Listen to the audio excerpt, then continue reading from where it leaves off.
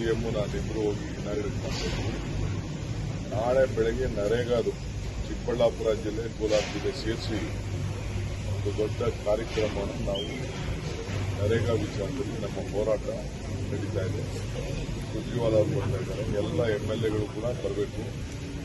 ಈಗಾಗಲೇ ಅನೇಕ ಕ್ಷೇತ್ರಗಳಲ್ಲಿ ಎಲ್ಲ ಪಾದಯಾತ್ರೆ ಕೂಡ ಮಾಡಿದ್ದಾರೆ. ಯಾವುದಾದ್ರು ಉಳ್ಕೊಂಡಿದೆ ಪಾದಯಾತ್ರೆ ಅಲ್ಲೂ ಕೂಡ ನಾವು ಮುಂದುವರಿಸ್ತೇವೆ, ನಿರಂತರವಾಗಿ ಮುಂದುವರಿಸ್ತೇವೆ. ಸೊ ಜೊತೆಗೆ ನಾನು ಬೆಂಗಳೂರು ಸಿಟಿ ಎಲ್ಲ ರಿವ್ಯೂ ಮಾಡಿದ್ದೀನಿ. ಎಲ್ಲ ಏನು ರೋಡ್ ವರ್ಕ್ಸ್ ಇದೆ, 5,000 ಕೋಟಿ ವೆಚ್ಚದ ರೋಡ್ ಕೆಲಸ ನಾನು ಇದನ್ನ ಮಾರ್ಚ್ ಏಪ್ರಿಲ್ ಅಲ್ಲಿ ಎಲ್ಲ ಮುಗಿಬೇಕು ಅಂತ ಹೇಳಿದ್ದೀನಿ. ಮಾರ್ಚ್ ಅಲ್ಲಿ ಶುರುವಾಗಬೇಕು, ಏಪ್ರಿಲ್ ಅಲ್ಲಿ ಮಳೆ ಬರೋಕ್ಕಿಂತ ಮುಂಚಿತವಾಗಿ ಎಲ್ಲ ಶುರುವಾಗಬೇಕು ಅಂತ ಹೇಳಿದ್ದೀನಿ. ಜೊತೆಗೆ ಬೆಂಗಳೂರು ಸುತ್ತಮುತ್ತಲು ಒಂದು 40 ಕಿಲೋಮೀಟರ್ ಒಳಗಡೆ ಯಾರಾದ್ರು ಜಮೀನು ಕೊಡೋದಿದ್ರೆ ಇನ್ನೊಂದು ಅಡ್ವರ್ಟೈಸ್ಮೆಂಟ್ ಕರೆದಿ ಅಂತ ಹೇಳಿದ್ದೀನಿ.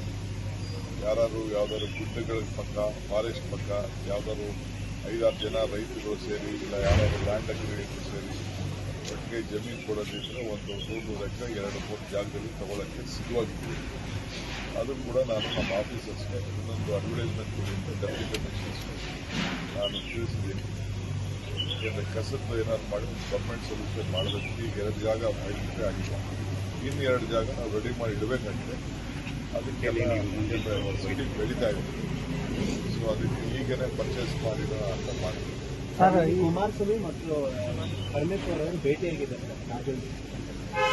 ಅವರೇನು ಬಹುಶಃ ಅವ್ರ ಕ್ಷೇತ್ರಕ್ಕೆ ಏನಾದ್ರು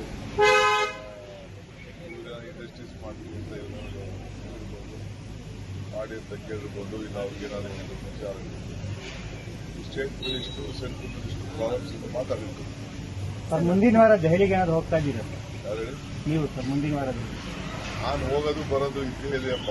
ನಾನು ಹೋಗಿದೆ ಯಾರು ಹೋಗ್ತಾರೆ, ಯಾವಾಗ ಕರೀತಾರೆ, ಯಾವ ಇರ್ತಾರೆ, ಯಾಗೆಲ್ಲ ಆಫೀಸರ್ಸ್ನೆಲ್ಲ ಮೀಟ್ ಮಾಡಬೇಕು. ನಾವು ಅರ್ಬನ್ ಪ್ಲಾನಿಂಗ್ ಅದ್ರ ಬಗ್ಗೆ ಕೂಡ ಒಂದು ಡೀಟೇಲ್ ಬಂದಿದೆ. ನಮ್ಮ ಆಫೀಸರ್ಸ್ ಕಳಿಸ್ತಾ ಇದ್ದೀವಿ. ನಾಳೆ ನಮ್ಮ ಆಫೀಸರ್ಸ್ ಹೋಗ್ತಾರೆ. ಅದ್ರ ಬಗ್ಗೆ ನಮ್ಮ ಒಂದು ಡಿಮ್ಯಾಂಡ್ ಆಗ್ತಾ ಇದೆ. Sir,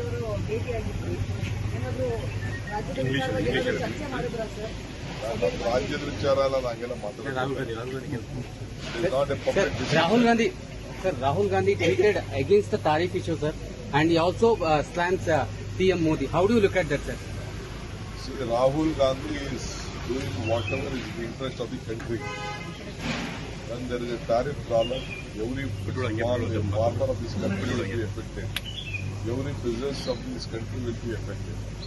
So anything which has been decided, discussed, should be openly debated. That is what our leader Rahul Gandhi's desire is. He is a leader of the opposition. We will not allow him to speak on this issue also. On various international issues, he could have spoken.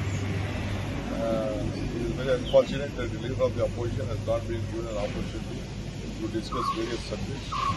So whatever Rahul Gandhi is doing is working in interest of the country. Sir,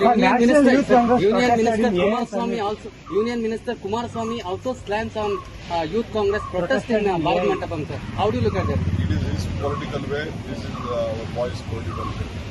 We will discuss with them. I don't know who has guided them to discuss later.